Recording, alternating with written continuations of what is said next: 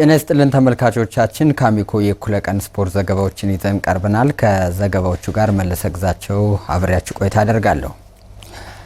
አንደኛው የኢትዮጵያ 10 ኪሎ ሜትር የጎዳና ላይ ሩጫ ውድድር ከነገ ወዲያ በባህር ዳር ከተማ ይካሄዳል። የኢትዮጵያ አትሌቲክስ ፌዴሬሽን ለውድድሩ አስፈላጊውን ቅድመ ዝግጅት ማድረጉን በሰጠው መግለጫ አስታውቋል። ባዘዘው መኮንን አንደኛው የኢትዮጵያ 10 ኪሎ ሜትር የጎዳና ላይ ሩጫ ውድድር የፊታችን እሁድ ሰኔ 7 2018 ዓ.ም በባህር ዳር ከተማ ይካሄዳል። በውድድሩ የግል ተሳታፊዎችን ጨምሮ ከ6 ክለቦች የተውጣጡ 91 አትሌቶች ተሳታፊ ሲሆኑ ለአትሌቶች የውድድር እድል መፍጠር፣ ተተኪዎችን ማፍራትና አትሌቶችን በሽልማት ማበረታታት የውድድሩ ዓላማ ነው። እሁድ በባህር ዳር ከተማ የሚካሄደውን አንደኛው የኢትዮጵያ 10 ኪሎ ሜትር የጎዳና ላይ ሩጫ ውድድር በስኬት ለማስተናገድ ቅድመ ዝግጅት ማጠናቀቁን የኢትዮጵያ አትሌቲክስ ፌዴሬሽን በሰጠው መግለጫ ገልጿል። የኢትዮጵያ አትሌቲክስ ፌዴሬሽን ውድድሩን ለማካሄድ ቅድመ ዝግጅቱን አጠናቋል። ይህንን ውድድር ልዩ ትኩረት በመስጠት የኢትዮጵያ አትሌቲክስ ፌዴሬሽን በመስራት ላይ ይገኛል። ይህንንም በማስመልከት የፌዴሬሽኑ ከፍተኛ የቴክኒክ ባለሙያዎች ወደ ስፍራው አቅንተዋል። እነሱም የተለያዩ የቅድመ ዝግጅት ስራ እየሰሩ ይገኛሉ። በተጨማሪም የልኬት ስራ በመስራት ላይ የሚገኙ ናቸው ማለት ነው። ከአማራ ክልል አትሌቲክስ ፌዴሬሽን ጋር በጋራ በመሆን ያሉ የቀሩ ስራዎችም በመከናወን ላይ ይገኛሉ ማለት ነው። ውድድሮች ከፍ ባለ ጥራት እንዲካሄዱ ትኩረት መስጠቱን የገለጸው ፌዴሬሽኑ በባህር ዳር የሚደረገው የ10 ኪሎ ሜትር የጎዳና ላይ ሩጫም በወርልድ አትሌቲክስ ሕግና በፌዴሬሽኑ የውድድር ደንብ መሰረት ይመራል ብሏል። ፌዴሬሽናችን የዓለም አትሌቲክስ አካል እንደመሆኑ መጠን የሚመራው በወርልድ አትሌቲክስ የውድድር ሕግ የጎዳና ውድድር ሕግ ይሆናል። በተጨማሪም ፌዴሬሽኑ በሚያዘጋጀው የጎዳና ውድድር ደንብ መሰረት የሚከናወን ይሆናል ማለት ነው። በዚህ ውድድር ላይ ይሳተፋሉ ብለን የምናስባቸው ወይንም የተመዘገቡ አትሌቶች አሉ። ከነዚህ ውስጥ ውዴ ከፋለ አንዷ ናት። በሴቶች ጥቂቶች ነው ማነሳው። አሳየች አይቸው ተሳታፊ ትሆናለች።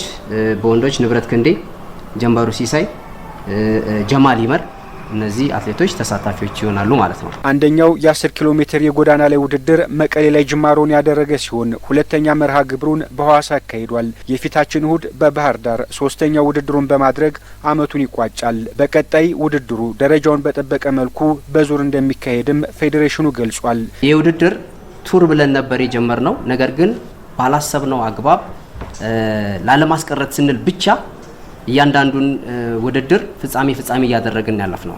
ነገር ግን የቱር ዋናው መሰረቱ ነጥብ በመሰብሰብ በመጨረሻው ውጤት ላይ ነጥብ ላይ ተመስርቶ ውጤት የመስጠት ነው። ስለዚህ በቀጣይ የምናደርገው ይሄንን ነው። ይሄ የመጀመሪያው እንደመሆኑ መጠን አሁን ላይ ያጋጠሙን ነገሮችን እያስተካከልን ቱር የሚለውን መንፈስ ይዞ እንዲሄድ የምናደርግበት ሂደት በ2019 እንቀጥላለን ማለት ነው። የፊታችን እሁድ ሰኔ 7 በባህር ዳር ከተማ የሚካሄደው አንደኛው የኢትዮጵያ 10 ኪሎ ሜትር የጎዳና ላይ ሩጫ ውድድር በአማራ ሚዲያ ኮርፖሬሽን አሚኮ በቀጥታ ይተላለፋል። በአማራ ሊግ የተሻለ ውጤት ለማስመዝገብና ወደ ቀጣዩ የሊግ እርከን ለመሸጋገር አለመው በቂ ዝግጅት ማድረጋቸውን የባሶ ሊበን ወረዳ እግር ኳስ ክለብ ተጫዋቾች ተናገሩ። ክለቡ ውጤታማ እንዲሆን ለማስቻል አስፈላጊውን ክትትልና ድጋፍ መደረጉን የባሶ ሊበን ወረዳ ባህል ቱሪዝምና ስፖርት ጽሕፈት ቤት ገልጿል። መረጃውን ያደረሰን የባሶ ሊበን ወረዳ ኮሚኒኬሽን ነው። መልሰው ቸርነት ያቀርበዋል። የባሶ ሊበን ወረዳ እግር ኳስ ክለብ በ2014 ዓመተ ምህረት ወደ አማራ ሊግ ውድድር መድረክ ከተሸጋገረ በኋላ በ2015 ዓመተ ምህረት በውድድሩ ተሳታፊ እንደነበር ይታወሳል። ነገር ግን በክልሉ ባጋጠመው የጸጥታ ችግር ምክንያት ላለፉት ዓመታት ከውድድሩ ርቆ ቆይቷል። ክለቡ አሁን ላይ የታየ ያለውን አንጻራዊ ሰላም በመጠቀም በቅርቡ በባህር ዳር በሚደረገው የአማራ ሊግ ውድድር ላይ ለመሳተፍ ዝግጅት ሲያደርግ መቆየቱን የክለቡ አሰልጣኝ በድሉ አመለወርቅ ተናግረዋል። ያየናቸው ተስፋዎች ደስ የሚል ተስፋዎች አሉ። ልጆች ያላቸው የግል ብቃትና የቡድን እንቅስቃሴያቸው እንደ አጠቃላይ ሲመለከት ቡድኑ አማራ ሊግ ብቻ ሳይሆን ከፍተኛ ውጤት በማምጣት ወደ ብሔራዊ ሊግ ገብቶ ብሔራዊ ሊግ የሚሳተፍበት መንገድ እንደሚሆን እርግጠኛ ነን። ተገቢውን ስልጠና እንዲያገኙና በውድድር መድረኩ ውጤታማ እንዲሆኑ ተጫዋቾችን በአካልና በስነ ልቦና ዝግጁ የማድረግ ስራ መሰራቱንም ገልጸዋል። እንደምታዩቸው ከሆነ ልጆቹ አብረው እንዳደጉ አብረው እንደሆኑ ሁሉም ተስማምተው እየሰሩ ነው ያሉ። አሁንም ቀጣይም እንቅስቃሴ በምናደርገው ጨዋታ ይህንን ከዚህ ውስጥ ቤስት 11 መርጠን ስናስገባ ውጤታማ እንትኖችን እናስመዘግባለን ብዬ አስባለሁ። ከክለቡ ተጫዋቾች መካከል ብሩክ ተሾመና መሳይ አለማየሁ በውድድሩ ውጤት ለማስመዝገብና ወደ ቀጣዩ የሊግ እርከን ለመሸጋገር አልመው በቂ ዝግጅት ማድረጋቸውን ነው የገለጹት። ራሳችን ጥሩ ነገር ለማድረግና ሀገራችንን ለማስጠራት ጥሩ ነገር እየሰራን ነው እና በጣም ደስ ይላል። ዝግጅቱን በጣም ደስ ይላል። የተለያዩ ትሬኒንጎችን እያደረግን ነው። የተለያዩ ተጫዋቾችን እያቀላቀልን እያየን አሁን ላይ እንግዲህ ወደ መጨረሻው የሚባለው ምዕራፍ ወደ ውድድር የሚባለው ምዕራፍ ላይ ደርሰናል። እንግዲህ አሁን ጥሩ ነው። እየተደረገላቸው ያለው ድጋፍም አበረታች ስለመሆኑ ተናግረዋል። በትጥቅ በማሊያ በታኬታ እንዲሁም ደግሞ ኮንዲሽን በመያዝ እዚሁ ነው አብረን ተቀምጠን እንደትን ያለ ነው።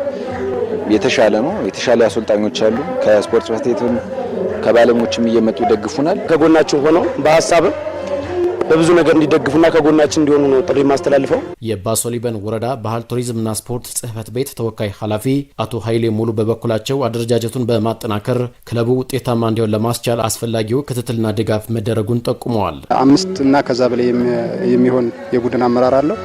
በእነሱ አማካኝነት ማንኛውንም ከማቴሪያል ግባት ጀምሮ እስከ ስልጠና ድረስ በመከታተል የስልጠናው ሂደት ወይንም ወደ ቀጣይ ቶርናመንት ለማለፍ በምን መልኩ መሄድ አለብን የሚለውን እየገመገም እዚህ ድረስ የደረስንበት ሁኔታ አለ። ክለቡ በአማራ ሊግ የውድድር መድረክ የተሳካ ጉዞ እንዲያደርግና ወደ ቀጣዩ የሊግ እርከን እንዲሸጋገር እገዛና ድጋፉ ተጠናክሮ እንዲቀጥልም ተጠይቋል።